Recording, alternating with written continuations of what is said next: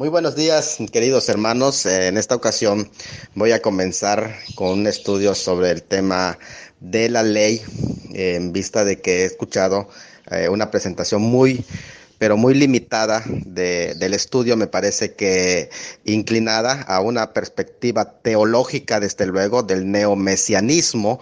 Es una teología muy sutil, pero demasiado frágil que sin embargo no es congruente porque está basado en algunas líneas de pensamiento del judaísmo, incluso hasta del judaísmo ortodoxo, el cual niega a Jesús.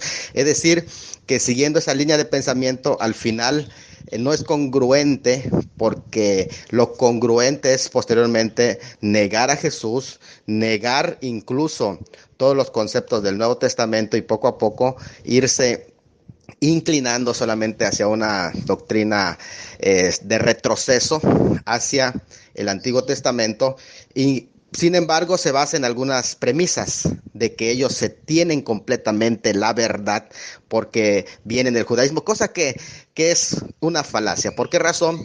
Porque recuerden que el mismo judaísmo tuvo una historia oscura, ya iniciando en esta época con Maimónides. A partir de Maimónides va desarrollándose. Así que cuando alguien argumenta es que nosotros, la cultura judía, tenemos la verdad, ojo, mucho cuidado, porque todos tenemos el mismo documento, la misma distancia, todos estamos a la misma distancia histórica, y el mismo documento que analizamos es el Antiguo Testamento. Así que por el hecho de ser judío, alguien no puede argumentar de que alguien de Occidente, sea un historiador, no tiene los datos para hacer una interpretación del Antiguo Testamento. Es una arrogancia el pensar nosotros tenemos la verdad. Incluso en la presentación que escucho, me llama mucho la atención que limita el término ley, porque voy a comenzar precisamente con esto, hablando de la raíz etimológica, porque a mí me da tristeza escuchar que alguien se refiere al cristianismo en forma despectiva, como algunos neo-mesiánicos y hasta cierta forma judaizantes lo hacen, ¿no? Entonces, vamos a ver primero que están usando de una manera muy, pero muy limitada el término ley, tanto en el Antiguo Testamento en hebreo como en el Nuevo Testamento en griego, porque el término ley por lo menos tiene 12 usos, el término ley en el Antiguo Testamento, que son las siguientes, y también en el Nuevo Testamento tiene 12 usos, por lo menos, que son el término abar, que viene de la raíz cruzar y se refiere a todo tipo de transición, incluyendo cubrir, airar, cerrar, cobrar, irritar, insolente, lograr, llegar, ocupar, prevaricar, revelar, quebrantar, tocar, transgredir, traspasar, vagabundo, venir y viajar. Ese es el término abar. El segundo término es dat, que es un edicto o estatuto real, que es un mandamiento, decreto, y también se refiere a un despacho. El tercer término es teem, de team, que es gustar, saborear, alimentar, apacentar o hacer o comer. Sabor, gusto. Sentencia judicial, cuenta y mandar. Hay otro término para ley que es mishmeret, que viene de mishmar, guardar o centinela. Vigilia, acto, custodiar, preservación, observar, encargar, guardar, desempeñar, ministerio, servicio y velar. Está otro término que es mitzvah, derivado también de tzavah, que quiere decir constituir, ordenar, cargo, encargar, establecer, gobernar, mandato, prescripción, prohibir o recomendar. También se refiere a mandato, estatuto, ley, mensaje, orden, palabra, precepto, sea humano o sea divino. Hay otra palabra que es kjok, que es una promulgación o nombramiento de tiempo, cantidad, espacio, cantidad o uso, costumbre, decreto, derecho, estatuto, límite, ley, medida, norma, ordenar, ración, tarea. Hay otra palabra que es cajaca, que es labrar, tallar, delinear, atrincherar, límite o talladura. También está jequec, que significa imposición o resolución. Está también la palabra cajacac, tajar, grabar, escribano, imponer leyes, leyes cortadas en piedra o tablilla, se refiere a cajac, determinar, dictar, escribir, esculpir, registrar y trazar. Está también la mishpat, que es un veredicto favorable o desfavorable, es un pronunciamiento judicial. Es una sentencia o decreto formal humana o divina. Puede usarse para referirse al acto, lugar, demanda, crimen o pena de justicia. Es un derecho o privilegio del participante estatutorio o acostumbrado. Decreto, delito, derecho, decisión, determinación, digno, litigio, manera, modelo, necesario, orden, precepto, recto, rito, tribunal y vindicación. Está en 11º lugar Yará. Yará es un término que significa lanzar, arrojar, erigir, dirigir, enseñar, instruir, y es una raíz del sustantivo Torah, que es el próximo que vamos a analizar, que la Torah, que está relacionado con Yará, que significa fluir como agua, señalando con el dedo, asaetar, arrojar, flechero. Significa precepto en este sentido, o ley de Moisés o del Evangelio, también incluso se usa, en este sentido, ¿no? Esta palabra que es Torah está relacionado con Yará, fluir como agua, señalar con el dedo, asaetar, arrojar, flechero. Significa precepto o estatuto del decálogo o Pentateuco, también se utiliza para esa expresión de los 5 libros. La enseñanza legal significa derecho o dirección. Instrucción también significa Torah, relacionado con el término femenino tor, que es un término de cariño para la palabra paloma, torcaz o tórtola. Es costumbre o proceder, también se utiliza el término Torah para referirse a eso. Aparece 220 veces en el Antiguo Testamento, refiriéndose mayormente a la ley de Dios, y en Nehemías 8:18, también llamada ley de Moisés, porque está refiriéndose a que fue dada por Moisés. Eso es muy importante que lo sepamos, porque en Deuteronomio 4:4 y en Malaquías 4:4 también se hace mención de este término. Entonces, vamos a presentar los otros términos, 12 términos griegos del Nuevo Testamento, para que nos demos cuenta que es una cuestión amplia a tratar. Saludos. Ya en el Nuevo Testamento se utilizan también 12 términos para hablar de la cuestión de la ley. Y primeramente yo estoy dando los orígenes para que podamos hacer una indagación. No es nada más presentar una teología como lo estoy escuchando acá, porque esa es una forma de teología. Una teología de hombres, y es neomesiánicas. Es una teología muy, pero muy raquítica. Me parece que es muy tendenciosa y prejuiciada. Bueno, ya en el Nuevo Testamento, para que no caigamos en eso, en ese tipo de teología de hombres, vamos nosotros a estudiar las raíces. Ahora sí, las raíces de los términos, y no lo que muchos piensan que es la raíz, basado en tendencias o en inclinaciones. En el Nuevo Testamento se utilizan las siguientes 12 palabras. Ya vimos las del Antiguo Testamento y después vamos a ir aterrizándolas, porque esto es largo de comentar. Primero, el término nomos, que viene de nemo, que significa repartir comida o forraje a los animales.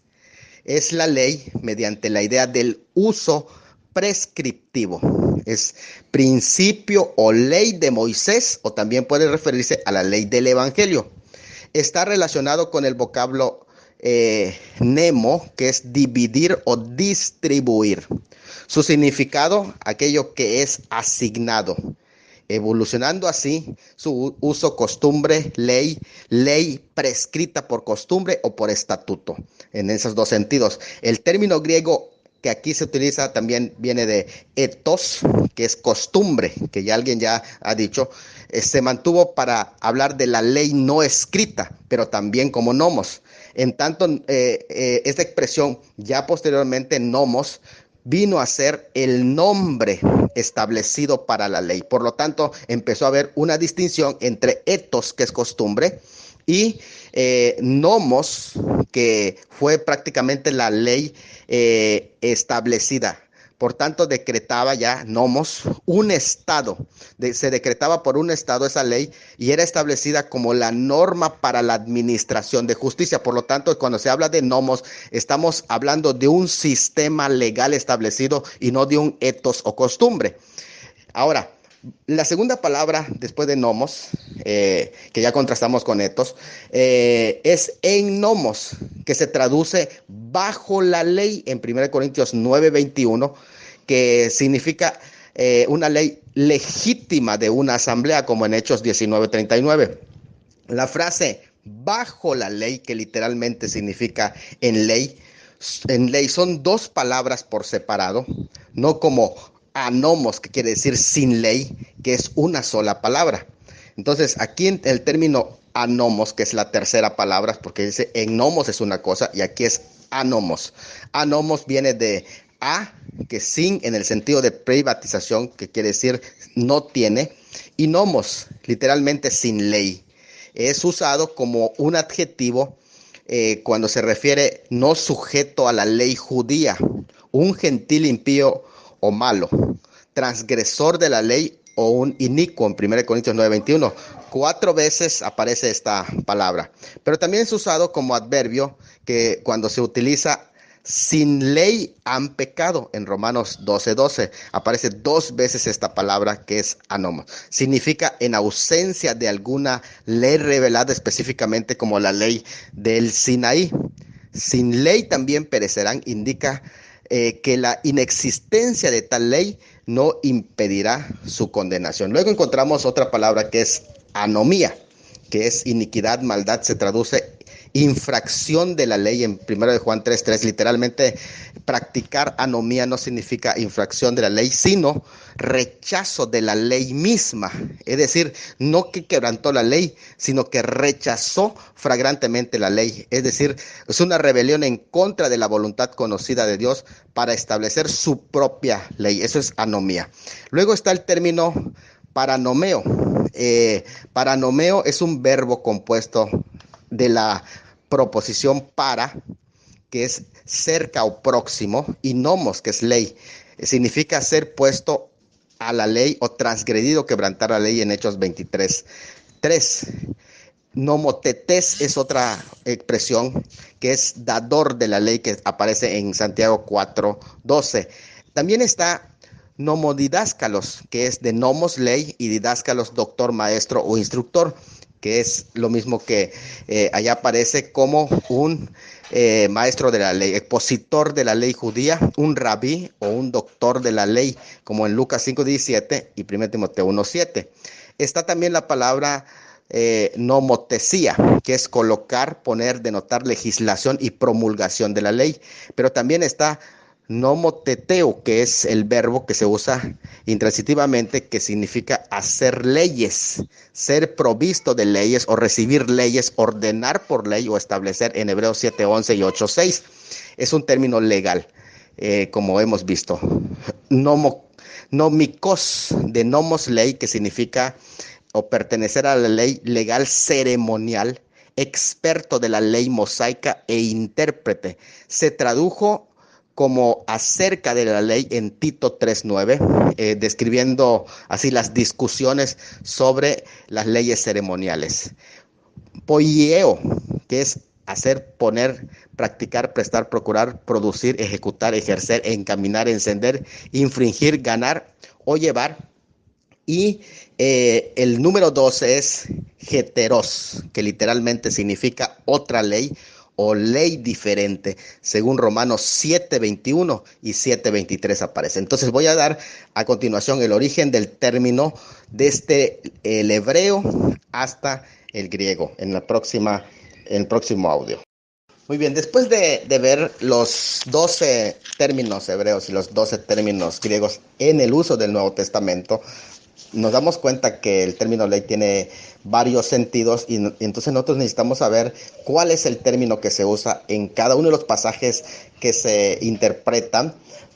Pero en este momento yo voy a trasladarme, porque lo vamos a ir poco a poco. Sí vamos a tratar los pasajes, pero antes yo quiero dejar claro, uno, ya vimos la etimología, ahora yo quiero ir a los orígenes del término también, porque eso es algo muy importante. El término hebreo Torah, que es ley, que es el principal de los términos que se utiliza, empleado para mandamiento, tanto en su forma vertitiva, que quiere decir no harás esto, como en su forma imperativa, donde se dice haz esto, o en su forma yusiva, donde dice harás esto.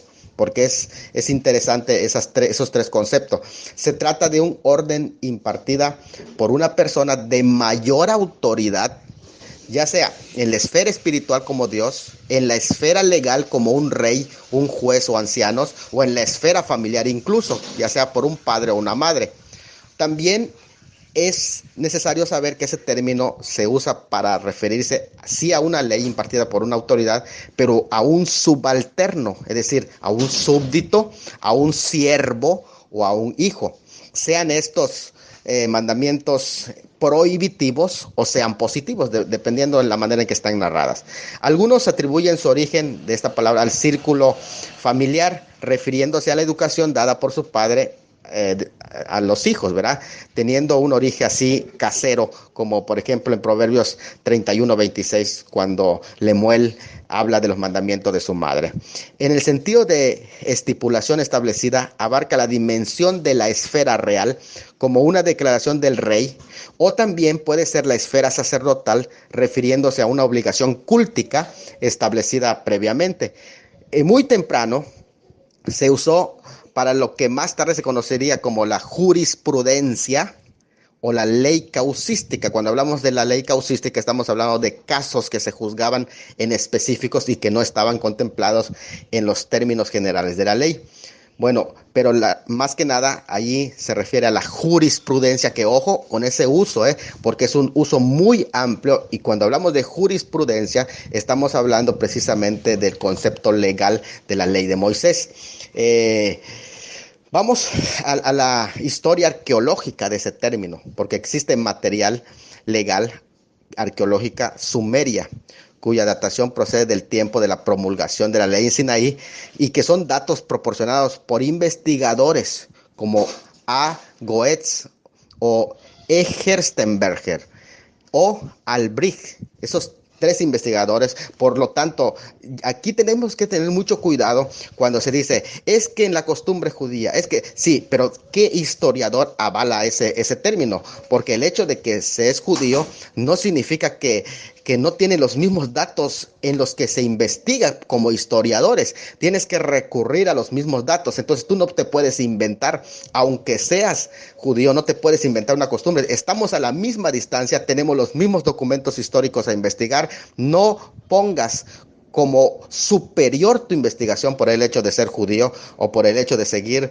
costumbres judías. No, lo que marca la historia, y hay que marcar esto, eso yo lo remarco porque muchas ocasiones se utiliza como un argumento para decir, están desacreditados, tú eres occidente, traes costumbres de occidente, estás desacreditado para interpretar. Oye, tenemos los mismos datos históricos, las mismas fuentes históricas, y tenemos el mismo Antiguo Testamento, en donde es un documento histórico también, y la fuente a la que tú recurres es el Antiguo Testamento, la fuente a la que yo recurro también es el Antiguo Testamento, y las historias paralelas también de las otras naciones. Miren, entonces vamos a ver la arqueología tanto de los sumerios, que es una de las más antiguas, y en ese sentido ir desarrollando. Miren, el código fragmentario de Ur-Mahmu se remonta a la tercera dinastía de Ur en 2050 a.C.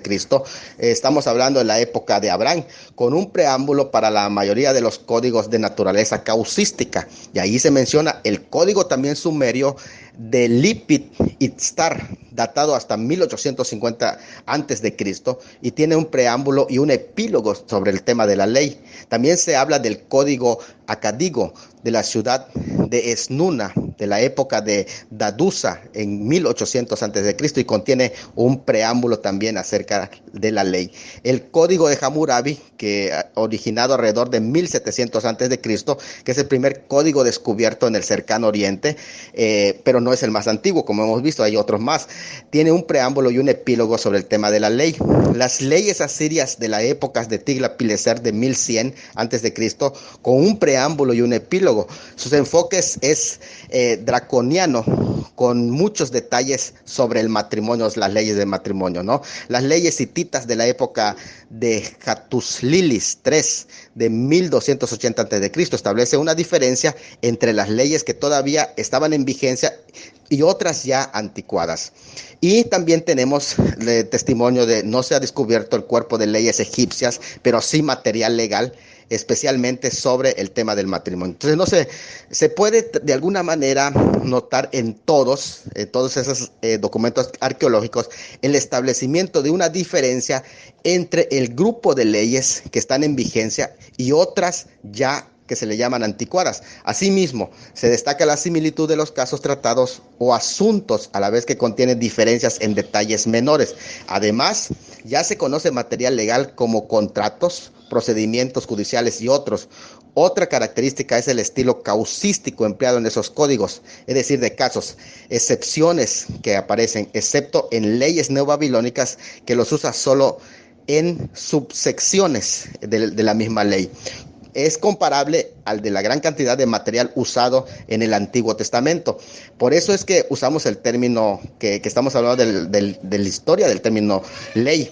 Mucho del material causístico de casos de los israelitas tienen su raíz en la antigua Mesopotamia, concordando con la emigración de Abraham de Mesopotamia. Las tradiciones legales entonces fueron pasando en forma conservadora de generación en generación. De ahí que los códigos van acompañados de preámbulos y epílogos, así como se presentó el dador de la ley, que colocan las leyes en un cuadro histórico y religioso definido. Este marco incluye nombre del promulgador de la ley, dioses a quienes se dedican esas leyes y los objetos que están bajo la jurisdicción de esa ley. Es el mismo procedimiento en el que fue dado la ley en el Sinaí, que ahí está el Señor Jehová quien sancionó las leyes, Moisés quien recibió las leyes y el pueblo de Israel como objetos de la misma ley en Éxodo 20. Aunque estas leyes han arrojado alguna luz sobre el material legal contenido en el Antiguo Testamento, insuperablemente e indiscutiblemente este último, la ley de Moisés que fue dada, constituye el mayor cuerpo de leyes que se tiene en el antiguo cercano oriente. Entonces comenzamos a analizar el término aquí legal que es la Torá con los estilos ahora de leyes israelitas primitivas. Vamos a ir indagando entonces desde el Antiguo Testamento hasta el Nuevo Testamento, vamos a ir introduciendo esta historia. Entonces, estilos de leyes israelitas primitivas. Hay tres tipos formales de leyes distinguidas por Al, que es otro historiador, que se le conoce primera como la ley apodítica. ¿En qué consiste la ley apodítica? Consta de mandamientos positivos y negativos, que es hará o no harás. Es interesante, harás esto o no harás esto. Se le considera como una ley yavista y de origen israelita pura. No solo en el Pentateuco, sino que también en toda la literatura del Antiguo Testamento, la ley apodítica. Estas leyes incluyen vertitivas y prohibitivas. No harás esto o harás aquello. Son consideradas como etos. Es interesante esa cuestión, son consideradas como etos y más específicamente como sipenetos, que es decir, ética de clan. Entonces, no solamente son considerados como leyes, sino también son considerados como costumbres y como ética de clan, que es esa palabra es sipenetos. El Sitlim Leven de estas leyes es círculo familiar de acuerdo al clan al que pertenecen, pero se extienden al escolar. Esto es interesante de cómo se van ampliando. Luego, después de estas leyes que se le conocen como apodíticas, vienen las causas participativas en las que se dan orden de matar al transgresor. El que proceda de tal o tal forma será sentenciado a muerte. Estrechamente relacionado con la forma apodítica y de origen israelítica. Y en tercero están las leyes causísticas. Es con la expresión que dice si alguien. Estos son casos particulares. Comienza con ki o him, si. Da la transgresión en la prótasis y el veredicto legal en la apódosis. Entonces está compuesta por prótasis y apódosis. Si alguien hace esto, esto le va a suceder. Entonces el decálogo se trata de un curso de acción. presento rápidamente como una ley de estas causísticas, como Deuteronomio 24, cuando dice, cuando alguien tomare mujer y esto, entonces hay causística ya, no se aplica a todos los casos, sino en casos particulares. Bueno, el decálogo se trata de un curso de acción del Señor en vez de un grupo de leyes. Fíjense que es interesante que aquí estamos hablando de la diferencia entre la ley como tal en general, pero el decálogo como tal también, en vez de un grupo de leyes. Así, las instrucciones, tanto vertitivas como prohibitivas, se trata de un curso de acción y no como leyes, siendo que el Antiguo Testamento está mezclado con otros tipos de leyes, por lo tanto se trata de un curso de acción. ¿Qué acciones hay que tomar?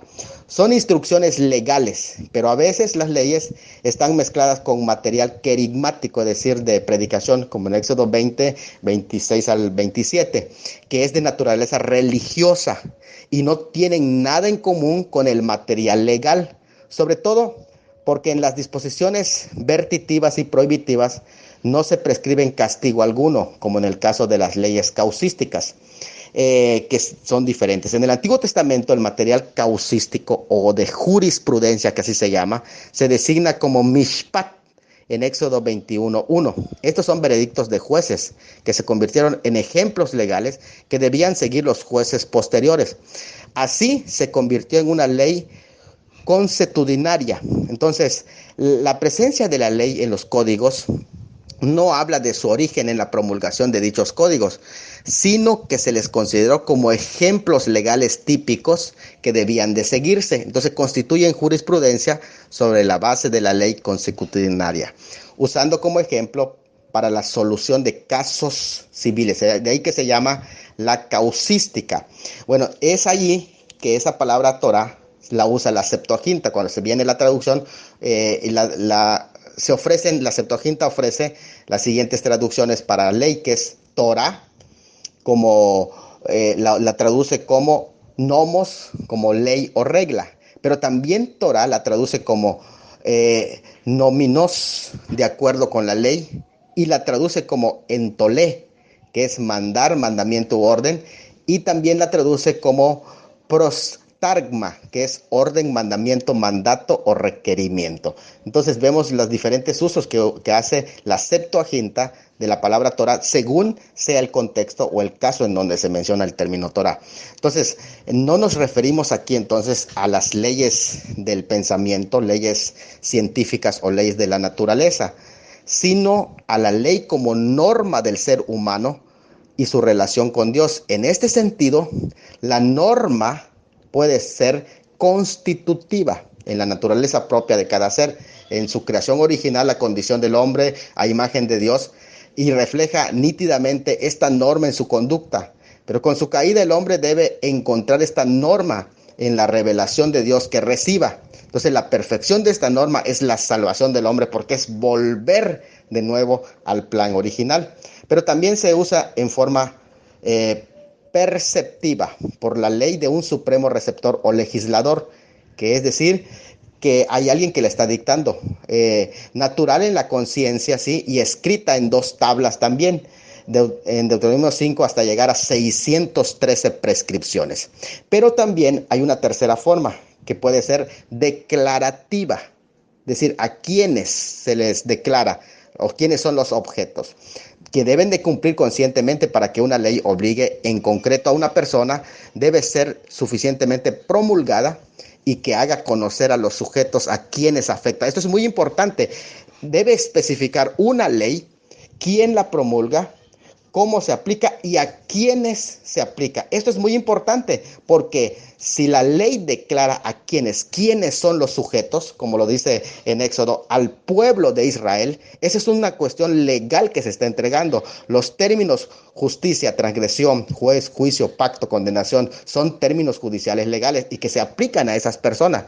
Lo que definen es la relación entre Dios y el hombre como gobernante y gobernado, el rey y el súbdito. Entonces aquí la palabra Torah realmente significa una instrucción autoritativa que se le entrega a un pueblo en específico. También puede ser entendido como un oráculo o palabras de Jehová entregadas por un portavoz acreditado o un mediador, que son tres elementos que tiene quien lo da, el mediador y quienes lo reciben. Esto es muy importante también. Torah es sinónimo de la revelación, palabra, mandamientos, camino, juicios o preceptos de Dios. Y eso hay muchos pasajes que lo avalan. Se trata de la ley de Jehová, escrita en un libro también, incluidos las ordenanzas contenidas en el Pentateuco. Totalmente. La Vulgata latina, sí, traduce nomos, del latín lex, de ligare, atar. Es conocida como la ley de Moisés, pues de él se sirvió Dios para entregarla. ¿Por qué se llama la ley de Moisés? Porque Moisés fue el mediador por el cual se entregó al pueblo esa ley específica. Estoy hablando de esa ley, por eso se le conoce como la ley de Moisés, porque Moisés es el mediador. Recuerda que son tres cosas que presentaba la entrega de una ley: un dador de la ley, un mediador de la ley y receptores específicos de la ley. Es como decir, esta ley aplica a los mexicanos.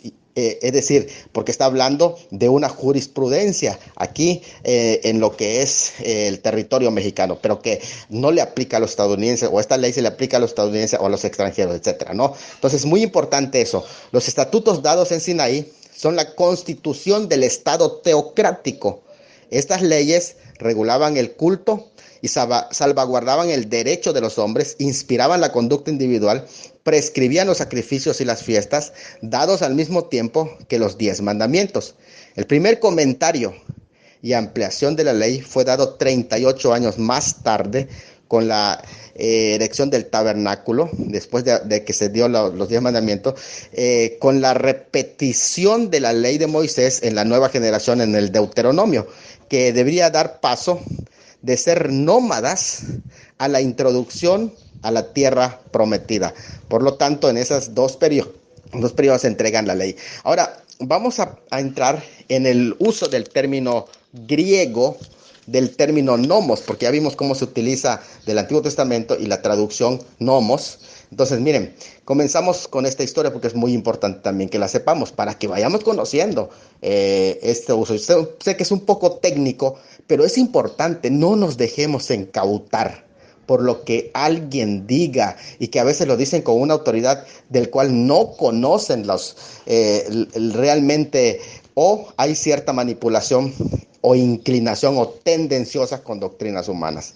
Miren, la Septuaginta usa el término griego nomos para traducir el hebreo Torah. Eso ya quedó claro en los ejemplos, por ejemplo, de Deuteronomio 27:26, si lo comparas con Gálatas 3:10. Ahí se usa claramente el término nomos.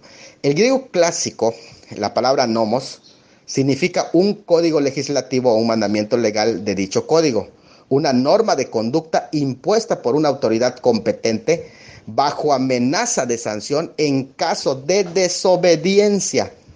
Ahora, el término usado para designar la voluntad divina es nomos. Y hay muchos pasajes que así lo dejan ver, desde Romanos 3:20, 4:15, bueno, todos, Corintios 15:56, Gálatas 3:13, 1 Timoteo 1:8, muchísimos pasajes. Con ello se muestra la santidad de la ley, escuchen bien, y la obligación de cumplirla como expresión del carácter justo, bueno y santo de Dios. Eso no lo debemos de perder en cuenta.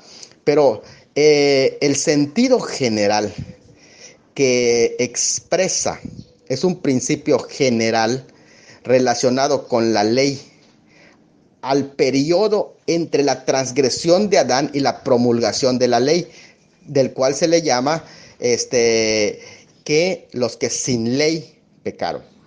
Y también se habla contra la gracia que constituye el fruto del Espíritu en Gálatas 5:23. Contra tales cosas no hay ley. Para referirse también se usa el término nomos, para referirse a una fuerza o influencia que conduce a la acción. Es decir, como un principio que rige en el corazón, como es en Romanos 7:21 y 23. En el Nuevo Testamento, el contenido de la Torah del Antiguo Testamento también se refiere como nomos. Es decir, cuando hay un contenido que está en la Torah, también se usa para hablar de nomos o ley, con énfasis en la ley como una palabra personal de Dios que es el legislador. Cuando se usa en ese término, la ley sigue teniendo su vigencia porque se refiere al contenido de la Torá y está siempre presente porque vino de parte de Dios. Pero también puede usarse el término nomos por metonimia.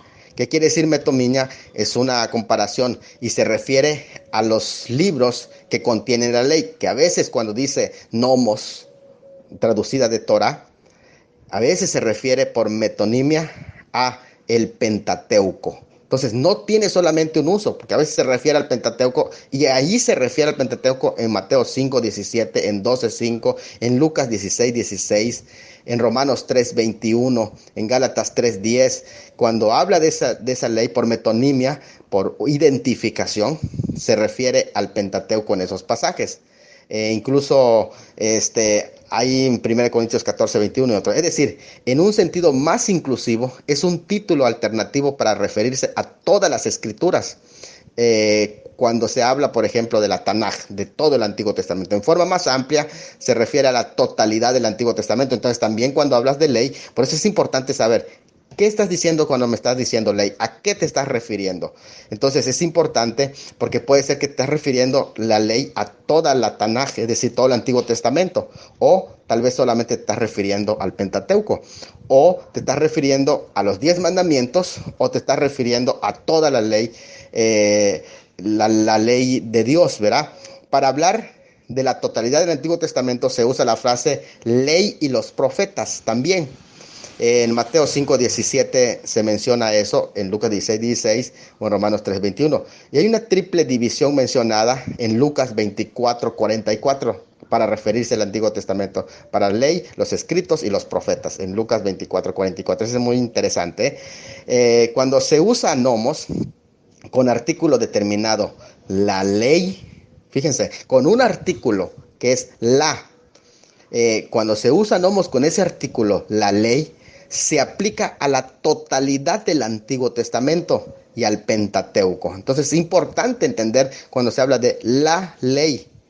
Pero limitadamente nomos se usa para referirse al Pentateuco como documento básico de la revelación, es decir, a los primeros 5 libros nada más. También se usa. Hay otros usos. En forma aún más limitada, se refiere al decálogo en Éxodo 24:12 y en Romanos 3:20 a los 10 mandamientos. Voy a continuar hablando del uso de ley en el Nuevo Testamento. Ahora, no son los únicos usos del término ley. El término también es usado en forma en el que se hacen distinción clara entre las tradiciones de la ley rabínica de los estatutos divinos en Marcos 7:5-13 y en Colosenses 2:8.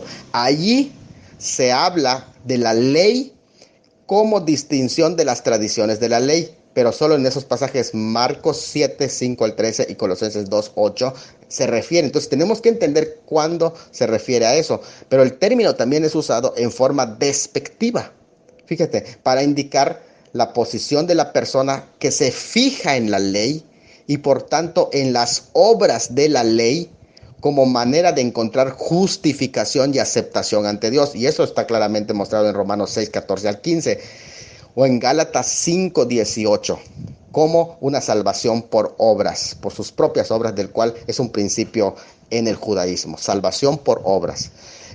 Otros usos de nomos en el Nuevo Testamento, en Romanos 2:12-14 se usa, por ejemplo, vamos a ver estos usos interesantes. En Romanos 2:12-14 se usa para referirse a la ley revelada ya escrita. Cuando dice los que sin ley pecaron, se está refiriendo a la ley escrita en oposición a la obra de la ley originada escrita en el corazón del hombre. La ley no escrita. Lo que aquí se contrasta es el modo de la revelación, poniéndose el acento en la mayor plenitud y claridad de la revelación especial escrita y el aumento de responsabilidad para los que tienen la revelación escrita. De ahí es el contraste del uso ley para hablar de revelación escrita. También en Romanos 3:27, 8:2 y Santiago 1:21 se usa para referirse a norma, procedimiento principio de trabajo, o sea, como una norma nada más. Y en Romanos 7:21 se usa para referirse a una ley de acción o la forma en que acontecen las cosas normalmente. En Romanos 7:23 y 7:25 se usa para referirse a un poderoso poder interno que controla y domina la conducta. Es como un principio, como si fuera una autoridad gobernativa llamada la ley del pecado que está dentro del ser humano.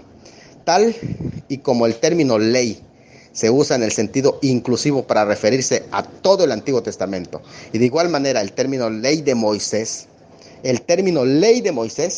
puede entenderse como que incluye más de lo que estrictamente se denomina mosaico por su autoridad. Hay diversidad en el uso de la palabra nomos y a veces la diferencia de connotación es grande. De no tener sumo cuidado puede darse un sentido diferente al que el escritor le está dando si no se ubica su correcto sentido y se explica el contexto y las transiciones de las cláusulas adyacentes que cambian sus usos, podemos caer en un error. Por ejemplo, Romanos 3:21, en el 4:14, se excluye a la fe el término ley. Y en el versículo 16, la ley no excluye a la fe. Entonces tendríamos nosotros que hacer un análisis de eso. Son muchas las ocasiones en que es difícil determinar el sentido que se usa, pero el distinguir sus sentidos ayuda a la interpretación a ser libre de distorsión, resolviendo dificultades innecesarias. Entonces vamos a ver cómo se hace uso de la ley como refiriéndose a la ley de Moisés. La palabra Torah, que ya dijimos traducida a nomos, cuando se refiere a la ley de Moisés o a la ley del Sinaí, específicamente, eso es lo que significa la ley de Moisés. Tiene en ese sentido dos usos. Primero, cuando se usa con el artículo determinado, la ley, se aplica a la totalidad del Antiguo Testamento, y ahí tenemos muchos pasajes donde se respaldan en ese sentido. Vuelvo a reiterar, cuando se usa con el artículo determinado, la ley, se aplica a la totalidad del Antiguo Testamento. O dos, cuando se usa sin el artículo determinado, destacándose la ley mosaica en su carácter como ley, allí sin artículo, prácticamente tienen otros usos. Y ya están los pasajes, aquí tengo los grupos de pasajes en donde se usa con artículo y donde se usa sin artículo. De ahí que eso es muy importante, porque en las leyes hay varios tipos de leyes, incluso en el Antiguo Testamento, y como hemos visto en esta historia, en todo el cercano oriente no existía una teoría legal o clasificación o secuencia lógica de leyes, o por lo menos no se encuentra con el conocimiento del término de este tipo en su base legal. Se encuentran juntas algunas leyes relativas a asuntos muy diversos, cambiando abruptamente a temas distintas, como por ejemplo causística, como por ejemplo se habla del buey corneador en Éxodo 21, de la violación de la Virgen en Éxodo 22:16, o de la brujería en Éxodo 22:18, cómo cambian la bestialidad en Éxodo 22:19, o la idolatría en Éxodo 22:22. Pero se distingue de nuestro conocimiento actual las teorías legales desde varios aspectos, en el que se encuentran ley civil, ley del homicidio, ley del robo, ley de negligencia y daños, delitos morales y religiosos. También se habla de ley para la familia, leyes de la esclavitud, la ley del talión, las leyes internacionales que también contienen en esa ley. Cada ley, incluidas las seculares, son entregadas por el Señor, sea en primera o segunda o tercera persona, dándoseles así autoridad, incluso presentando un elemento de predicación. Se vincula las leyes con el pacto y el socio principal, que es Dios, asegurándose las estipulaciones. En el caso contrario, se rompía el pacto y la revelación con el Señor. Así que era necesario cumplir con el pacto para recibir las bendiciones que prescribía la ley, porque estaba íntimamente ligado a la fe. Entonces, el fin de la ley era promover el amor de Dios y al semejante. Eso lo corrobora Jesús cuando rescata ese concepto. Así que en el próximo audio voy a explicar el uso de la ley en el Nuevo Testamento. Muy buenas tardes, saludos. Continúo con la exposición. Ahora me voy a centrar en el Nuevo Testamento. Recuerden que no podemos quedarnos en el Antiguo Testamento porque el Antiguo Testamento lo que presenta son semillas, pero ya el árbol desarrollado se da en el Nuevo Testamento y esto es la doctrina de la revelación progresiva, de cómo fue añadiéndose más verdad a la verdad anterior. Y el Antiguo Testamento es interpretado correctamente con la hermenéutica del Nuevo Testamento. Así que el Antiguo Testamento anunciaba la llegada de ese personaje que es el Mesías, el cual se cuenta su historia en el Nuevo Testamento, y el Nuevo Testamento desarrolla la interpretación correcta del Antiguo Testamento, de allá que el apóstol Pablo es uno de los que van a desarrollar bien la hermenéutica, comenzando primeramente con Cristo y después con el apóstol Pablo, quien iba a desarrollar más específicamente. Así que centrarse exclusivamente en el Antiguo Testamento es un retroceso, es un quedar atrás, y ese es el problema que tuvieron los fariseos al interpretar. Por eso es que el Nuevo Testamento es una revelación más amplia, más completa, y es parte de la revelación progresiva. Por lo tanto, no te puedes quedar solamente con el Antiguo Testamento. Entonces, quien no usa el Nuevo Testamento para su interpretación del Antiguo, prácticamente se queda con una interpretación limitada. Entonces, vamos a tener algunos usos de esta cuestión, ya enfocándonos en el Nuevo Testamento. Primero, ahí se utiliza un término que en Gálatas 6:2 se llama la ley de Cristo. ¿Por qué se llama la ley de Cristo? Porque fue dada por él, como en el Sermón del Monte, y en Juan 13, 14 a 15 y 15, 4, él extiende esa ley, su ley, y por ser el principio o ley mediante el cual vivió el mismo Cristo, como en Mateo 20, 28 y Juan 13, 1. No son verdades alternativas, sino la que el mismo Cristo vivió en días de su carne, y viviéndola fue confirmándola con su autoridad propia, y en Mateo 5:18 la expresa también. Entonces sus normas de vida por la cual vivió fueron más elevadas que la obediencia rutinaria de lo que entonces se habían proclamado.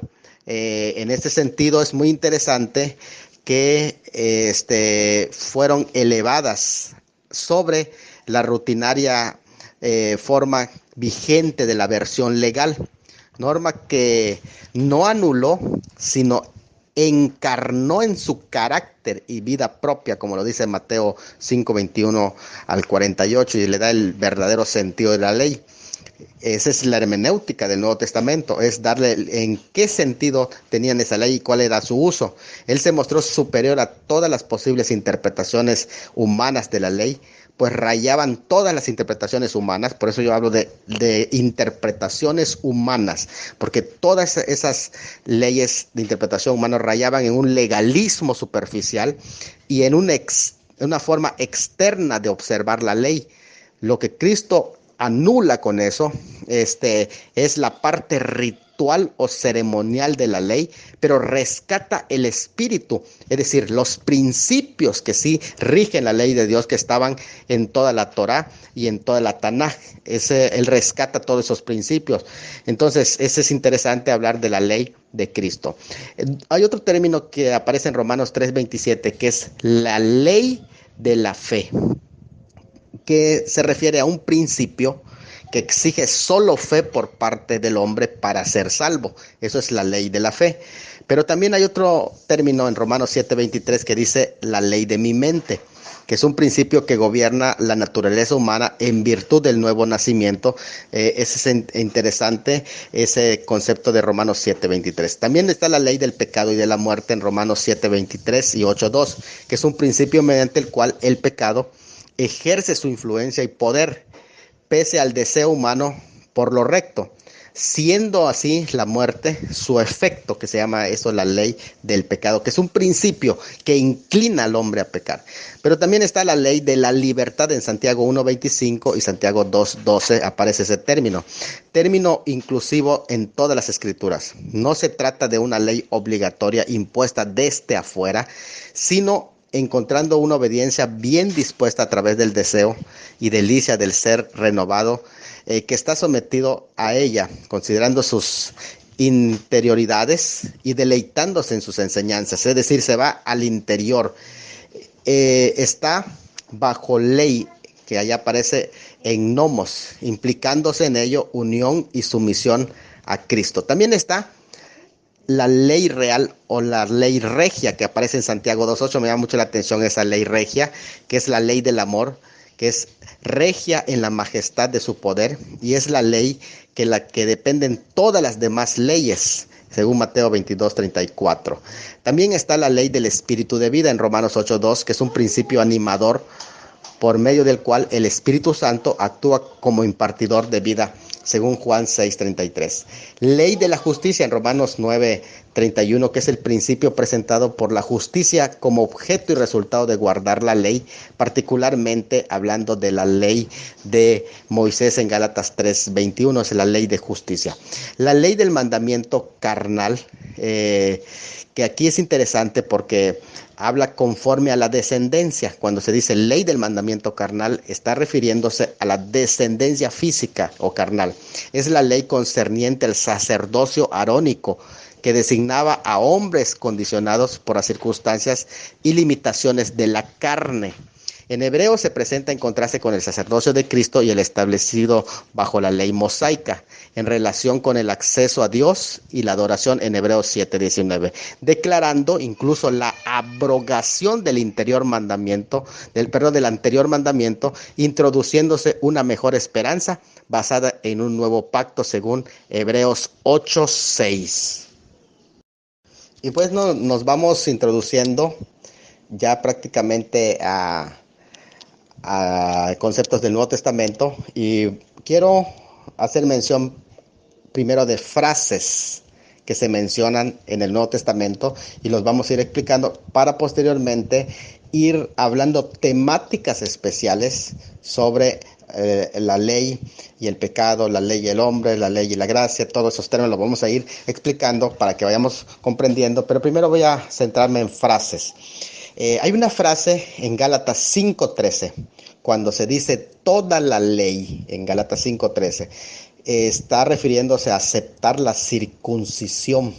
Es interesante, constituye así al hombre en deudor para cumplir toda la ley, incluida la circuncisión. Aunque la ley contiene mandamientos por separado, cada uno son esencial para el conjunto, proclamándose así la unidad de la ley. Es decir, que si vas a circuncidarte, tienes que guardar toda la ley, Gálatas 5:13. Y en ese sentido, es una de las cosas que ahí se está reclamando. No puedes guardar un solo aspecto. Si vas a guardar una parte de la ley, tienes que guardarla toda. Eso es lo que se está refiriendo en Gálatas 5:13. Otra expresión dice en Gálatas 5:14, toda la ley en esta sola palabra se cumple: amarás. Esa frase me llama mucho la atención porque, aunque se consideran los mandamientos separados, al mismo tiempo se combinan para un solo cumplimiento, constituyéndola en una sola a la ley. Es interesante porque ahí se menciona toda la ley. Ahora, en Gálatas 5:23 hay otra frase que dice: no hay ley, contra tales cosas no hay ley, cuando habla del fruto del Espíritu. El objeto ostensible de la ley es de reprimir las malas tendencias naturales del hombre en su estado caído, es decir, limitar para que no se practiquen ciertas cosas. Pero en la experiencia, la ley no solamente resulta ineficaz, sino que provoca una mayor actividad de esas tendencias pecaminosas, como una reacción, lo que dice psicología inversa, ¿no? El propósito del fruto del Espíritu, sin embargo, es impulsar al creyente a una vida en que las tendencias naturales no tengan lugar y producir en el creyente las tendencias contrarias. es decir, los resultados que produce el fruto del Espíritu en el creyente.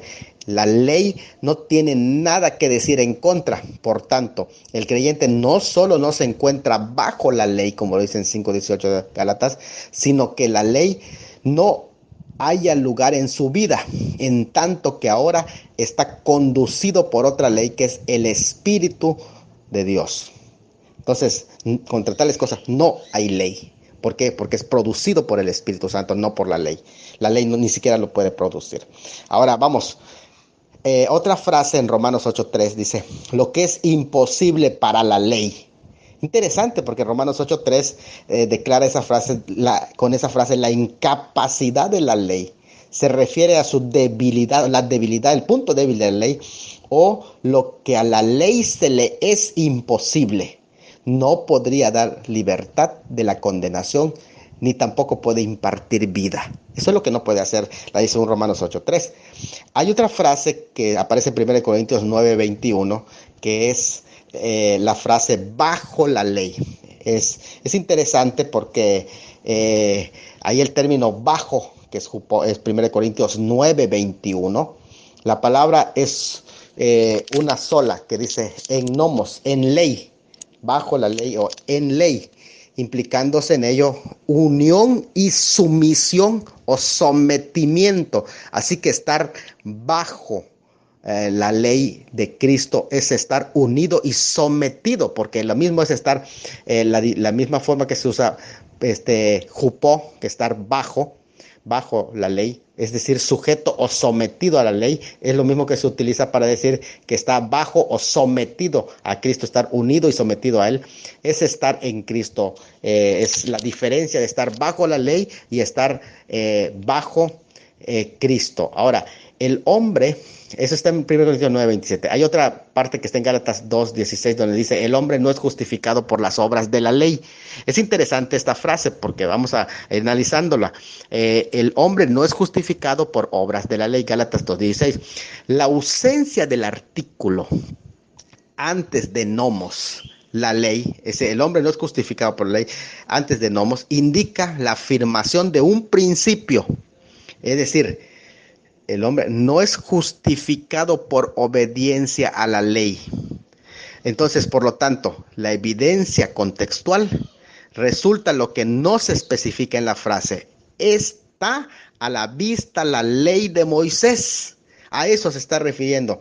El argumento del apóstol es que someterse a la circuncisión involucra la obligación de guardar toda la ley. La circuncisión pertenece a la parte ceremonial de la ley, pero ciertamente que en el contenido de la ley de Moisés puede distinguirse entre leyes ceremoniales y leyes morales. No se asume ni se hace esta división en las Escrituras, por lo tanto es una unidad de alguna manera distinguible, sí se puede distinguir, pero no es divisible. En otras palabras, la ley es una, como hemos visto.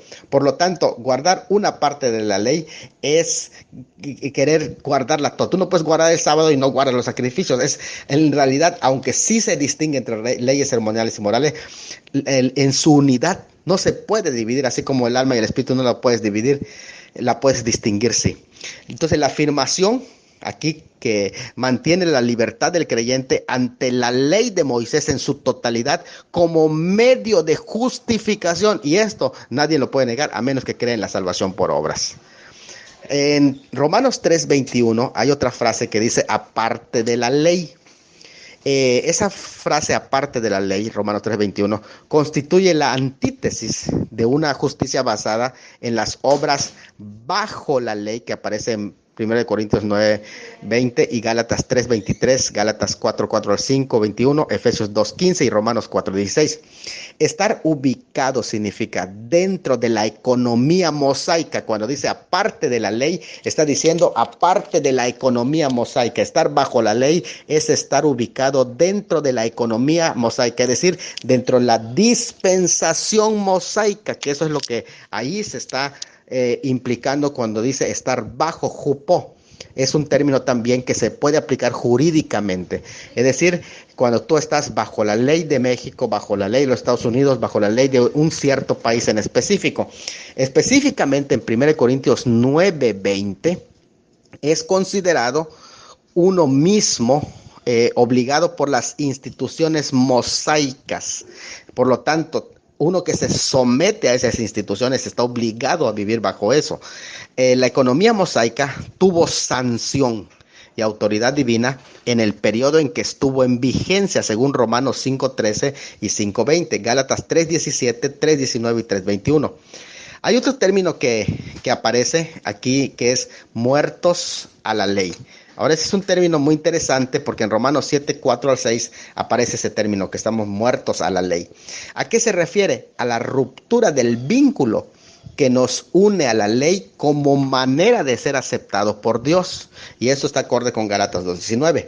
En la ley como mandamiento que requiere obediencia y que imprime su maldición sobre las transgresiones, no tiene ninguna fuerza ni provisión para la justificación del impío. La ley no puede justificar. El mismo contraste entre la justicia basada en la ley, que es nuestra propia justicia, y la justicia de Dios provista en Cristo, es el contraste entre el mérito humano y el evangelio de gracia, que aquí se menciona en Romanos 10:3, Gálatas 2:21, 5:4, Filipenses 3:9. Esta es la antítesis tratada en la polémica de Gálatas y Romanos. Más no de Juan, que él no presenta esa antítesis. Ahora, la última frase es la ley de la fe, que aparece en Romanos 3:27, y se usa la palabra ley como un principio operativo rector en contraste con la ley de las obras, que es otro principio. Su contraste es entre la fe y las obras. Es el mismo concepto de la ley que se usa en Romanos 7:21, 7:23, 7:25 y 8:2.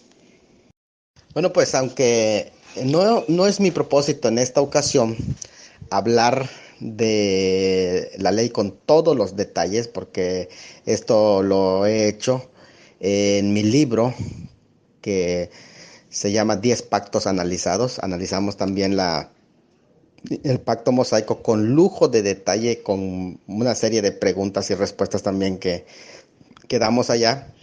Pero sí me gustaría dar rápidamente un resumen muy práctico de lo que son los propósitos de la ley. Primero, la ley se introdujo para que el pecado abundase. Esa frase está en Romanos 5:20. No para aumentarlo, no, sino para mostrar su carácter y para ser conscientes de él a las personas. Con la frase no se malinterprete. Cuando Pablo dice que la ley fue dada para que el pecado abundase, lo que está diciendo no es que lo va a aumentar, sino que lo que hace es mostrar su carácter, porque como nadie se daba cuenta del pecado hasta que aparece la ley donde dicen no matarás, entonces se dan cuenta que habían estado cometiendo pecado, ¿no? Entonces a las personas ya se les concientiza y entonces se dice, mira, estos son los pecados que estás cometiendo, porque en la ley están apareciendo. Número 2, la ley fue dado también para dar a conocer el pecado, como en Romanos 3:20 lo dice. Nadie conocería la codicia si no dijera no codiciarás, Romanos 7:7. Así el objeto de la ley era evidenciar la condición pecaminosa del hombre y de alguna manera mostrar lo horrendo de tal condición, y es una prueba de la obediencia hacia Dios, el obedecer la ley. Luego, la ley fue dado como una prueba solamente a Israel. Ese es otro de los propósitos. Única nación que se hallaba bajo los tratados especiales de Dios y mediante el cual se estaba poniendo a prueba al hombre en la carne, según, fíjense interesante eso, al hombre en la carne, según Éxodo 21 y Amós 3:2, muestra que es para Israel. Los gentiles son descritos como quienes no tienen ley en Romanos 2:14, es decir, a ellos no se les entregó esa ley escrita, a diferencia de la ley de la conciencia, que es universal. Algunas de las cosas prohibidas en la ley de por sí eran entendidas como malas intrínsecamente, como el asesinato, la codicia, el robo, el falso testimonio. Sin embargo, otras de ellas eran solo entendidas como malas porque Dios los había porque Dios los había prohibido, como la orden de abstenerse de comer algunos animales impuros, ¿no? Entonces, ahí es donde se dieron cuenta de que era malo. Muy bien, vamos a ver en este caso cuál era el ministerio de la ley. El ministerio de la ley, en cuanto a que la ley incorpora principios morales inmutables, siempre debe ser la norma de conducta para todo ser inteligente. Las demandas justas de la ley se cumplen ahora en aquellos que andan en el espíritu. En tanto se afirma que están muertos a la ley por el cuerpo de Cristo, es decir, así como Cristo murió y en el momento en que Cristo murió también nosotros morimos, y cuando Cristo resucitó también resucitamos, y ahora en esta nueva vida hay una nueva ley que nos rige, que es la ley del espíritu de vida. ¿Por qué? Porque en Cristo morimos también nosotros a la ley y ahora vivimos en esta nueva dispensación en el que la ley no tiene autoridad sobre nosotros porque estamos muertos a la ley y la ley no puede regir a un muerto. Entonces, la escritura habla solo de la ley. Ley es el ministerio de la muerte, grabado en piedra, es decir, el decálogo, no la ley de la vida del cristiano, según de Corintios 3:7. Ahora, esto es muy importante. La razón por la que consideramos súper importante esto es que hay un contraste entre la ley de Cristo, la ley del Espíritu, y la ley del ministerio de la muerte. Prácticamente la ley lo que trae es un ministerio de la muerte. Entonces, quienes predican vivir en la ley están predicando el ministerio de muerte. La ley no da poder sobre el pecado. Lo cierto es que tan pronto como la ley dice que algo es concreto, no debe ser hecho. Da ocasión al deseo, a la naturaleza corrompida del hombre en pecado, de quebrantar esa orden. La escritura no dice nada acerca de que los cristianos sean regidos por la ley, pero sí dice que la gracia lo enseña cómo caminar. Tito 2:11-12. Por cuanto está bajo la gracia, el pecado no se puede enseñorear más de él. Y es cuando dice que está bajo la gracia, es decir, la jurisdicción de la gracia, ya no la jurisdicción de la ley. Por lo tanto, la ley no lo puede condenar a él, porque ahora está en la jurisdicción de la gracia. La ley mostraba cómo debía ser un hombre justo en la tierra. Era perfecta en el propósito en el cual fue dada, pero por ejemplo permitía concesiones que Dios no había planeado originalmente, según el Señor Jesús en Mateo 10:4, por ejemplo. Y en Mateo 5:21-48 se enumeran 5 puntos dados por el Antiguo Testamento, en contraste con los cuales él legisla de acuerdo al nuevo orden de cosas que él estaba introduciendo en esta jurisdicción de la gracia. La ley no llega a la altura de responsabilidad del cristiano, porque el cristiano tiene una norma más sublime, el mismo Cristo. Entonces tiene que andar como es digno del Señor, agradándole en todo, como dice Colosenses 1:10, y habiéndole recibido, debe de andar como él anduvo, Colosenses 2:6, como es digno de su vocación, 1 Tesalonicenses 2:12, hasta que su vivir sea Cristo, como dice Filipenses 1:21. Entonces, cuando se dice estar bajo la ley, hay dos usos y lo voy a explicar en el próximo audio. Cuando se habla de estar bajo la ley, no estamos bajo la ley, se está diciendo en primer lugar, estar bajo la dispensación mosaica. Eso es lo que expresa en Gálatas 3:23, eso es lo que significa, está diciendo no estén bajo la dispensación mosaica. Si ustedes ya murieron a esa dispensación y murieron en Cristo, si tú moriste en Cristo, Cristo murió bajo la ley, pero cuando Él resucita es una nueva vida, es una nueva dispensación.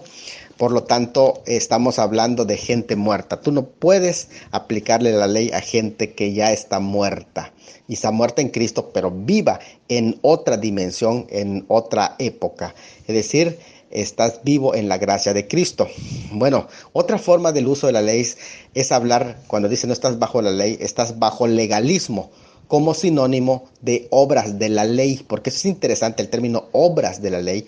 Romanos 6:14-15 y Gálatas 5:18 presenta ese uso de obras de la ley. Esta persona que se halla bajo esta ley está sujeta a esclavitud del pecado debido a la culpabilidad, corrupción y el poder mismo, porque él quiere su salvación basado en obras. Esa es la tendencia de los judaizantes, y eso es muy importante que nosotros lo veamos. Siempre te va a hablar de las obras de la ley, porque ellos piensan en la salvación por obras, en ese mismo sentido. Y por eso es el pleito de Pablo de la salvación por fe. Es el mismo sentido en que se usa la expresión despectiva en Romanos 4:14 y 3:18 y Filipenses 3:9, cuando se dice de la ley. Es interesante porque en esas frases de Romanos 4:14 de la ley, Filipenses 3:9, y la frase por las obras de la ley de Romanos 3:20 y Gálatas 2:16, 3:2, 3:5 y 3:10, y es la misma noción de la misma frase que se usa sin las obras de la ley en Romanos 3:28, es decir, expresando el pensamiento opuesto, que somos salvos sin las obras de la ley, es decir, sin una búsqueda de obras para querer ser salvos. Entonces es interesante ese uso. Ahora, esto es lo que precisamente lleva al legalismo. Por eso ahí lo peligroso de estos moveres neomesiánicos que pueden llevar al legalismo. ¿Qué legalismo? Vamos a entrar a eso porque sí es importante que lo tratemos.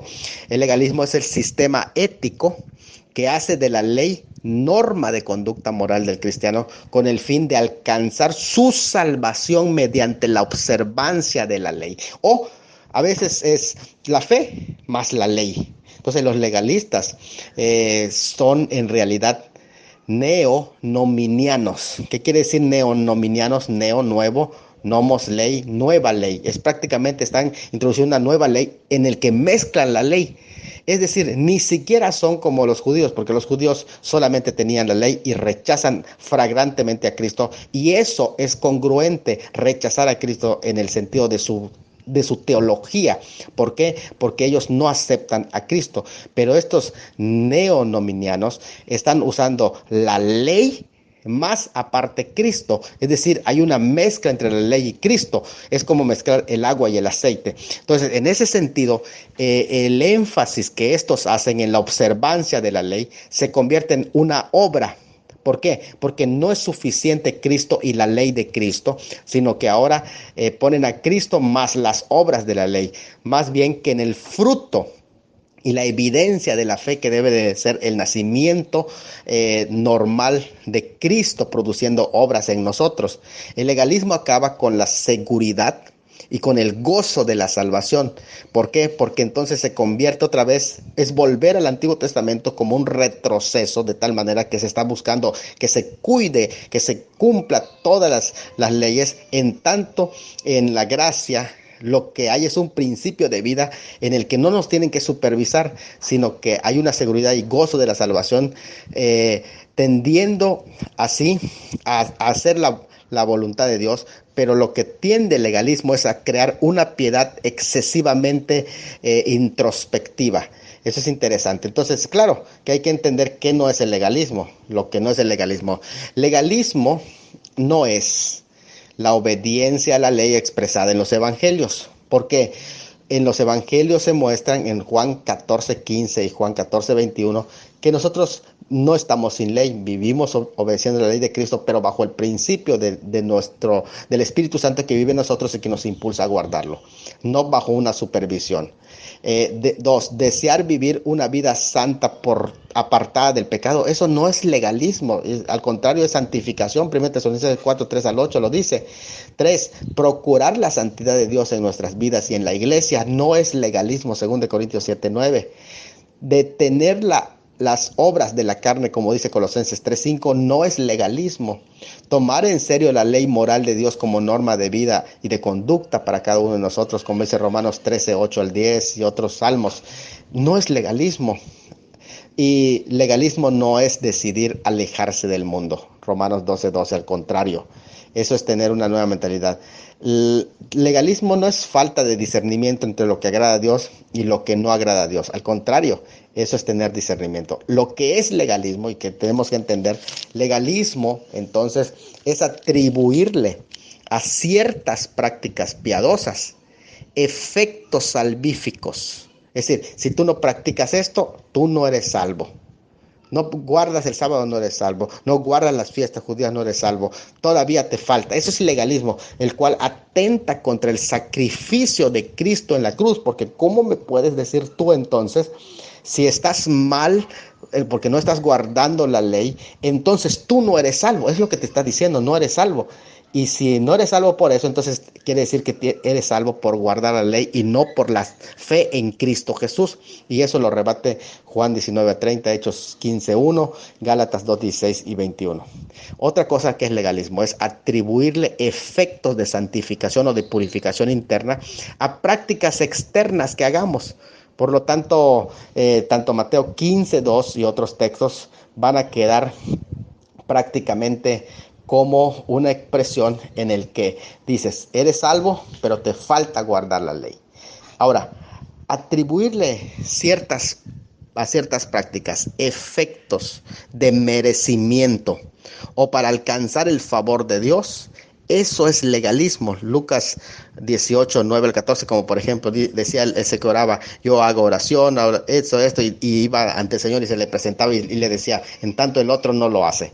Eso es legalismo. El legalismo es el moralismo, pues pretende alcanzar una mayor moralidad guardando efectos de la ley. Yo voy a continuar en el próximo audio.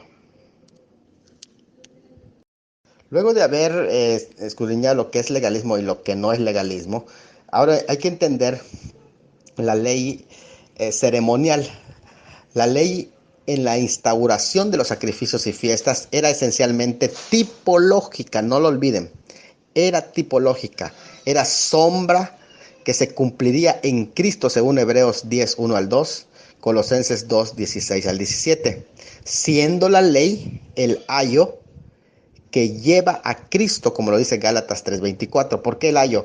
Que el que en su infancia educaba, llevaba de la mano y enseñaba al niño, pero que llevaba hasta Cristo cuando ya él es suficientemente consciente, adulto y maduro para pasar al rabino verdadero.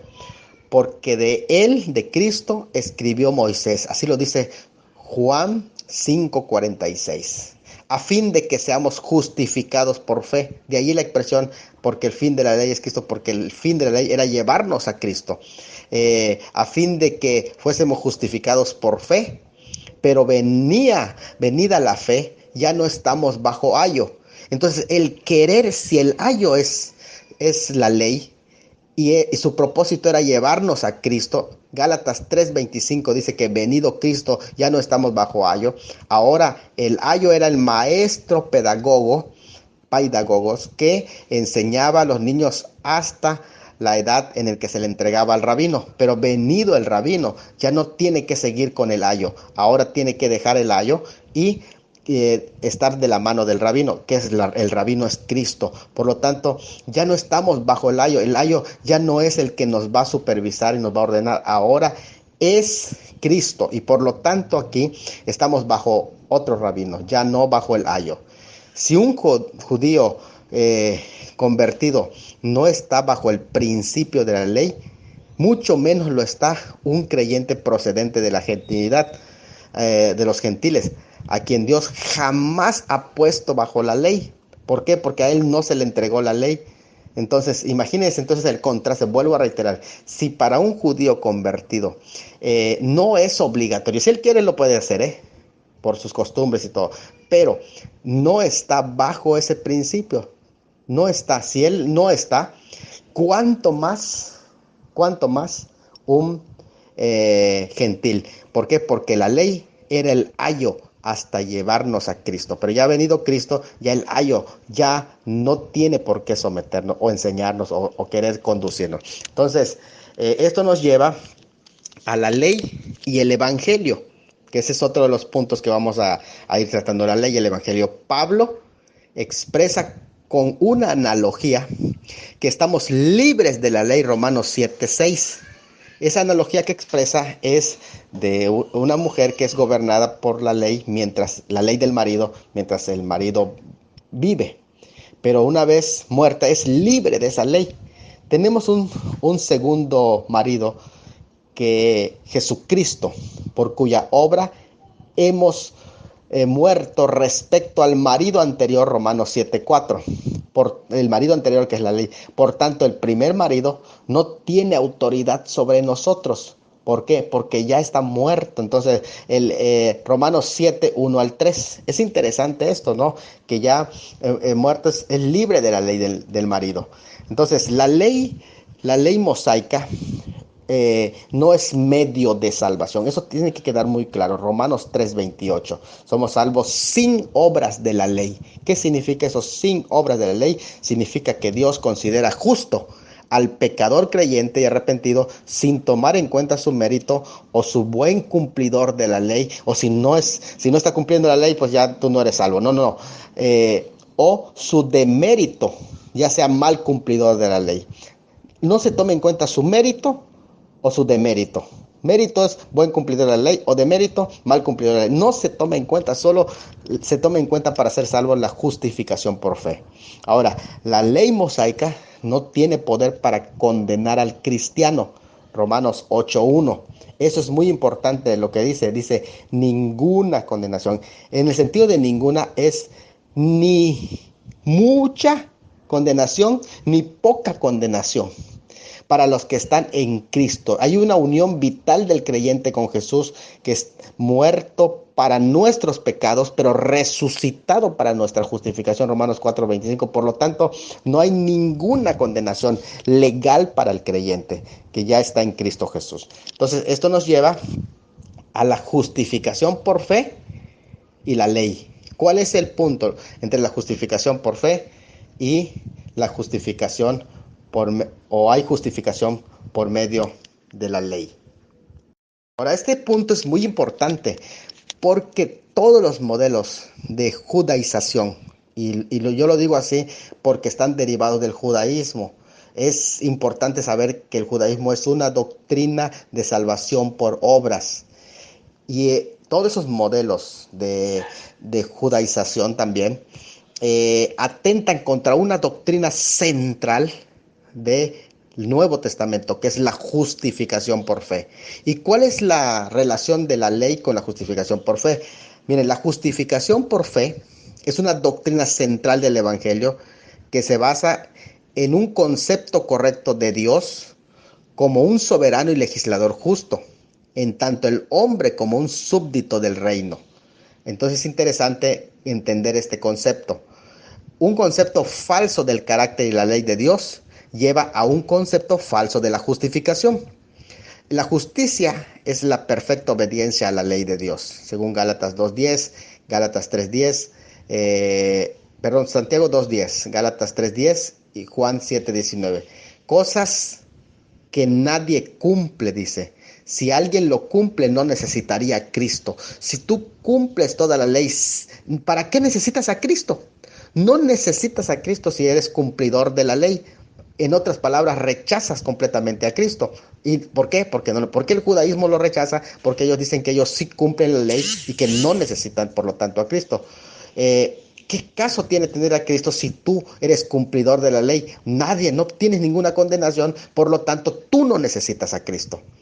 Sin embargo, los que se unen a Cristo, se les imputa esta justicia que Él cumplió y que nadie puede cumplir sin Cristo. Es mentira. No le crean a esos judíos que dicen que están cumpliendo la ley, porque en la naturaleza humana hay una tendencia al pecado. Es una mentira. Esto solo es posible cuando el hombre reconoce su propia injusticia y su necesidad de salvación, reconoce que ha pecado. Así, la fe es el reconocimiento de la perfección y justicia de la ley de Dios, tanto en su prescripción como en su aspecto condenatorio. La fe establece la ley, Romanos 3:21 y Romanos 5:12 al 21. Vuelvo a reiterar esto. La fe es el reconocimiento de la perfección y justicia de la ley de Dios, tanto en su prescripción como en su aspecto condenatorio. Entonces, la fe lo que hace es establecer la ley. La justicia de Dios tiene dos lados. Por un lado, 2 Corintios 5:21, estoy resumiendo eso. Por un lado, la maldición y condenación de la ley, que así como la ira de Dios que merecía nuestra desobediencia, cayeron sobre Cristo, librándonos de la obligación legal como condición para la vida eterna. Fíjense, porque era el requerimiento, ¿no? Pero en su muerte, de alguna manera, nos libra de la obligación legal como condición para vida eterna, Romanos 7, 4 al 7, que estudiamos. De la condenación nos libra Romanos 8.1 y de la maldición también según Gálatas 3.13. Lo segundo, aparte de la maldición y la condenación de la ley, del que la justicia de Dios tiene un lado, lo segundo es que se nos imputa la obediencia de Cristo a nosotros, se nos atribuye a nosotros, aunque nosotros no hayamos cumplido esa justicia. Entonces la justicia del creyente es parte de las obras de la ley, Romanos 3.21, o sus obras, Romanos 3.28. La ley es santa y buena, Romanos 7.12, y hay una aguda oposición entre el evangelio y la ley, 2 Corintios 3 y Gálatas 3 y 3. Para quienes tratan de establecer su propia justicia para alcanzar la salvación, Romanos 10, 3 al 6, les dice que no pueden, tiene que ser mediante Cristo. Por lo tanto, si Cristo no viene a tu vida, tú estás completamente perdido. De aquí voy a hablar de la ley del hombre y el pecado, que ese es también un punto muy importante. Desde el inicio, Dios dio al hombre que creó un código mínimo de ley por el que debía de vivir como prueba de obediencia y de fe, Génesis 2, 16 al 17. La conciencia de los paganos, carentes de toda revelación especial, dan testimonio de que hay en todos los seres humanos cierta recepción de la ley de Dios. Así lo dice Romanos 2, 14 al 15, a través de la conciencia. Incluso luego de la caída se retiene cierto conocimiento de la ley, Romanos 1, 18 al 32. En la promulgación de la ley en Sinaí, hecha dentro de la limitación de la esfera de Israel, obliga a todos los hombres. Para el hombre caído, la ley es instrumento de condenación, dándole conocimiento claro del pecado, Romanos 3, 20 y 7, 7. Pronuncia ira sobre el transgresor, Romanos 4, 15, y sentencia de muerte, Romanos 7, 11, llegando a ser la ley del pecado y de la muerte como su consecuencia de ese juicio, Romanos 8, 2. Toda la raza pecadora está bajo juicio de Dios, Romanos 3, 19. Incluso el judío primeramente y después el griego. Para quienes se sienten culpables, sin embargo, la ley puede incitarlos aún más al pecado, Romanos 7:11. Por eso el poder del pecado es la ley, 1 Corintios 15:56. 1 Corintios 15:56, léalo. Quienes buscan merecer aprobación divina, cumpliendo los preceptos de la ley, se entregan a una tarea sin esperanza, porque aun cuando la vida eterna es la recompensa por su completa obediencia, Romanos 10:5 y Gálatas 3:12, dicha obediencia debería de ser perfecta, dice Santiago 2:10, una que solo Adán en su estado original, sin naturaleza pecadora, pudo haber cumplido, no los pecadores después de la caída. Por eso es una falacia que alguien diga que sí cumple la ley sin tener a Cristo. Su fallido intento por cumplirlo confirma la posición del hombre como maldito ante Dios, como Gálatas 3:10 lo declara. La ley lleva al hombre a ver su propia corrupción, su necesidad de perdón y de ser restablecido por gracia solamente. Lo lleva a la necesidad de una salvación que venga totalmente de Dios. La labor de la ley es preparatoria de convicción, un tutor que nos lleva hasta Cristo, pero no es la solución. Por lo tanto, sí necesitan a Cristo, y la salvación es por fe y por gracia en todas las épocas. Ahora vamos a hablar de la ley, Cristo y la salvación. Cristo como nacido bajo la ley, Gálatas 4:4. Es interesante que ahí lo dice, nacido bajo la ley, es decir, durante el periodo de la dispensación de la ley, Cristo cumplió todos los preceptos de la ley ceremonial y la ley moral a lo largo de su vida, cumpliendo así toda la justicia. Así lo declara Mateo 3:15 y 5:17 de Mateo. Su obediencia, la obediencia de Cristo, es prototipo para el creyente, pero también es la base de la redención de su pueblo que yace condenado bajo la ley, Gálatas 4:5. La vida de Cristo en la tierra es el cumplimiento de todas las profecías de la ley, así lo dice Lucas 24, 27 y 44. Es una explicación que el mismo Señor Jesucristo da. Afirmó y sostuvo en sus enseñanzas el Señor la autoridad de la ley, como dice Mateo 5, 17 al 19, pero quitó las interpretaciones erróneas, las interpolaciones, rescatando su significado espiritual, que muchos ahora están regresando a las interpretaciones erróneas, físicas únicamente, y pierden el significado espiritual de la ley. Mateo 5 del 7 al 12, todo es el sermón del monte, mostrando que su fundamento correcto era el amor, que todo lo que la ley enseñaba estaba resumida en el amor. Mateo 22, 34, 40, porque ahí se resume. El hombre se aferra de manera natural a la ley porque ésta lo reconoce como vivo en la carne, y como está vivo en la carne, quiere guardar también esos mandamientos en la carne. Todo aquel que se aferra a eso está guardando en la carne, porque se olvida del significado espiritual de la ley. Está basado en la letra, pero la letra mata. En tanto, el espíritu de la ley es el que vivifica, es decir, el sentido correcto de la ley. Y aunque viene la maldición y la muerte por no observarla en todos y cada uno de sus puntos, no está dispuesto a abandonar ese terreno, y eso es lo más lastimoso, que es una religiosidad que está arraigado en el corazón de ese hombre. Cristo glorificado es el único a quien Dios reconoce. Solamente Él ha glorificado a Dios. Así, todo aquel que no está en Cristo es un pecador ya condenado, se aferra a la ley y en lugar de aferrarse a Cristo. Entonces, por la luz que Cristo trajo al mundo, el único Salvador es el Señor Jesucristo. Ahora vamos a ver la ley y el Espíritu Santo. Poco a poco estamos ya ir aterrizando a esta temática. Miren, la profecía del nuevo pacto incluye la creación de una nueva comprensión más profunda e interna a la ley de Dios, según Jeremías 31, 33, es lo que anunciaba el nuevo pacto. La regeneración se describe por la acción de escribir las leyes en el corazón, según de Corintios 3:13, llamada la ley del Espíritu de vida en Romanos 8:2. Un corazón que se conforma a sus requerimientos, Mateo 12, 28, 34, cumple con la ley en su nivel profundo espiritual, Romanos 8, 1 al 9, siendo así el motivo de su obediencia a Cristo al amor, Romanos 13, 8. Entonces, la ley de Cristo, ¿qué es? Es amar a Dios y al prójimo, y lo vuelvo a repetir, la ley de Cristo se resume en amar a Dios y al prójimo. Juan 13:34, primera de Corintios 9:21 y Gálatas 6:2, resultando así en justicia práctica, Mateo 5:16, 20.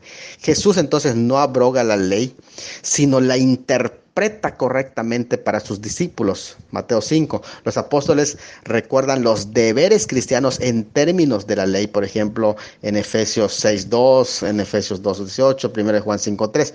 Pero el cristiano está bajo la obligación evangélica del amor, es decir, bajo la jurisdicción del amor y no de la jurisdicción de la ley. La ley, su guía y regla de gratitud. ¿Por qué? Porque ahora no está bajo, siendo la ley expresión del carácter y voluntad perfecta de Dios, es imposible que deje de ser el ideal de moralidad cristiana. Lo que está cambiando es el principio que rige la forma de guardarlo. Dado que el cristiano es parcialmente santificado y su conciencia no es guardada infalible contra fracasos en los deberes cristianos, no debe menospreciar la dirección externa de la ley. Eso es importante. Israel y la ley. La ley marcaba el pacto con el pueblo de Israel, un pacto de esclavitud. Así lo dice Gálatas 4:24 y 5:1. Lo vuelvo, es un pacto de esclavitud. Gálatas 4:24 y 5:1, así lo dice, afectando en su forma escrita solo a los judíos, a los que les fue entregado la ley por medio de Moisés. Por eso se llama la ley de Moisés, el mediador, a quienes se les entregó esas leyes, declarándoseles abiertamente y específicamente el pacto con ellos. Ahora, esto nos lleva a ver entonces cuál es la relación entre la ley y el cristiano, que es aquí donde vamos a ir ya aterrizando esta temática. Muy bien, ahora vamos a ir aterrizando ya en la aplicación más práctica sobre primero la ley y el cristiano. Bueno, el principio de la sabiduría es el temor de Jehová. La obediencia a su voluntad es entonces el estudio de su palabra, el conocimiento de su corazón y la práctica de su santidad, que eso es el temor de Jehová. La enseñanza de su sabiduría divina es cómo hacer brotar una fuente de gracia, Proverbios 13:14, y el seguimiento de los sabios preceptos que enuncian los padres es corona de gracia, Proverbios 1:8-9. Entonces la abrogación de la ley para el cristiano no enseña una dejación de las demandas de Dios para el creyente, según Éxodo 20:12 o Deuteronomio 5:16, según Efesios 6:2-13, menciona la ley, por ejemplo, el cuarto mandamiento allá, que es el primer mandamiento con promesa. El cristiano ha muerto a la ley, como dice en Romanos 7:4, y esta no puede enseñorearse de él, Romanos 7:1-6. El cristiano ha muerto con Cristo y vive para Dios más allá de la jurisdicción de la ley. Vuelvo a reiterar, ha muerto con Cristo, cuando Cristo murió hace 2000 años y resucitó con Cristo, y vive para Dios más allá de la jurisdicción de la ley. Es decir, esa ley no aplica a resucitados. Es decir, no aplica a los que ya han muerto y han resucitado. Romanos 6:14. Que se aplica al hombre en la carne, sin que muera la carne. Esa ley está aplicada al hombre que vive en la carne, al hombre en Adán, mejor dicho. El verdadero cristiano tiene su verdadero poder en la muerte y en la resurrección de Cristo, Gálatas 5:18. El papel de la ley es el de una plomada que muestra que el árbol está torcido. Solamente la muerte sustitutiva de Cristo no solo se trata de que Él llevó nuestro castigo, sino que nosotros somos identificados con Él en su muerte, si yo morí hace 2000 años. Por lo que la ley cumple su cometido hasta Cristo. Su ministerio de muerte se cumple muriendo así el creyente con Cristo en Romanos 6:6-7. Por lo tanto, allí se acabó. Yo ya no tengo nada que ver con ese ministerio de muerte porque Él ya se cumplió en Cristo. Y a partir de Cristo yo vivo.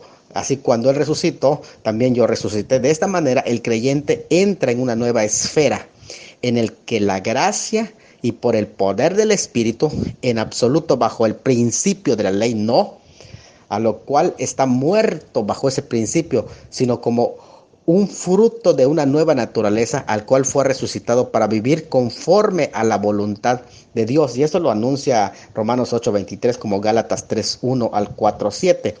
En el Nuevo Testamento se encuentran los principios de la ley de Dios en su esencia, aunque no como ley, sino como principios, como exhortaciones dadas a los creyentes para vivir como corresponde a personas que han adquirido una nueva naturaleza procedente de Dios y están bajo una nueva jurisdicción, ya no la jurisdicción de la ley, sino la jurisdicción de la gracia.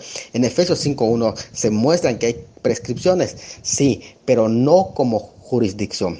Al cristiano no le rige el principio de la ley. ¿Cuál es el principio de la ley?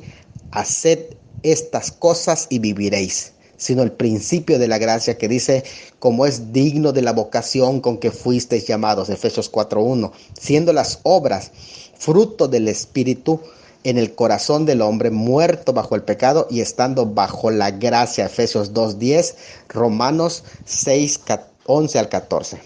¿Qué es aquello que fue abolido entonces? Para los cristianos procedentes del judaísmo, la abolición de las leyes ceremoniales, y para los cristianos gentiles, la abolición del principio que rige la observancia de la ley. Vuelvo a reiterar, ¿qué fue abolido? Para los cristianos procedentes del judaísmo, la abolición de las leyes ceremoniales. Para los mesiánicos, lo que fue abolido fue las leyes ceremoniales. Y para los cristianos gentiles, lo que fue abolido fue el principio que rige la observancia de la ley. De allá que no estamos sin ley, entra el tema de la ley moral del cristiano, la ley moral del cristiano. La ley escrita no es norma moral del cristiano. La razón es que esa ley era el pacto de esclavitud para el pueblo de Israel, Éxodo 19:5, Deuteronomio 5:2, y no para los gentiles, Romanos 2:14. La salvación por el evangelio es para todas las naciones, Mateo 28:19. Al hacerse cristiano un gentil o tener fe en Cristo, no está obligado al pacto de esclavitud, Romanos 10:4. El fin de la ley es Cristo. Telos es la palabra que se usa para fin. Fin no significa aquí punto de destino, sino significa terminación de algo. Eso es importante. Telos no es punto de destino, sino es terminación de algo.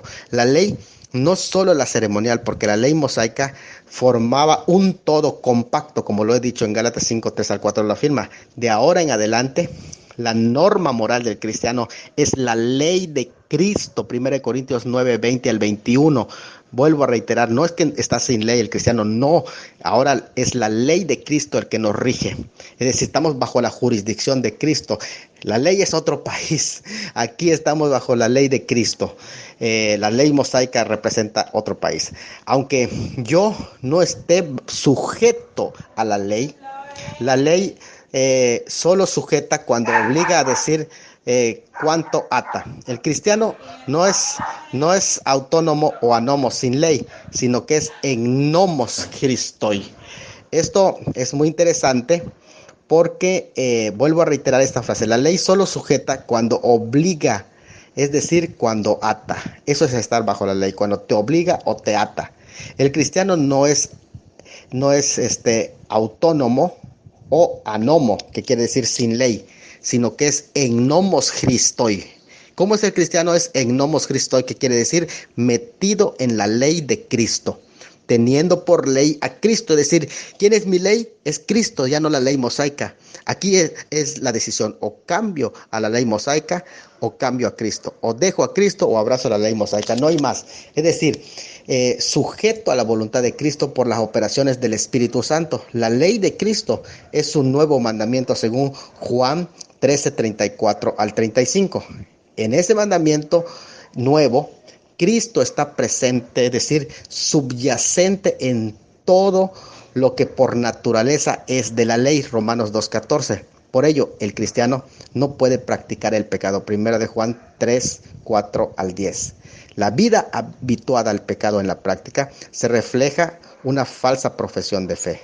Si hay en el creyente un amor genuino a Dios y al prójimo, al cumplir la ley, así lo hace al cumplir la ley de Cristo, Romanos 13:8 y Gálatas 6:2, Santiago 1:25 y Santiago 2:12.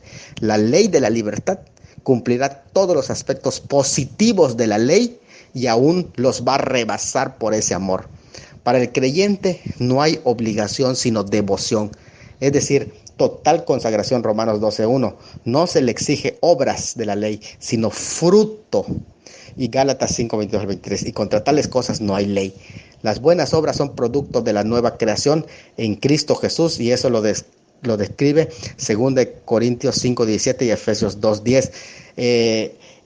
Sin embargo, no estamos bajo la jurisdicción de la ley y en la forma que ata la ley, sino estamos bajo la jurisdicción de la gracia en Cristo Jesús. Yo decido, o me ato a la ley mosaica o me someto a Cristo. ¿A quién quiero someterme?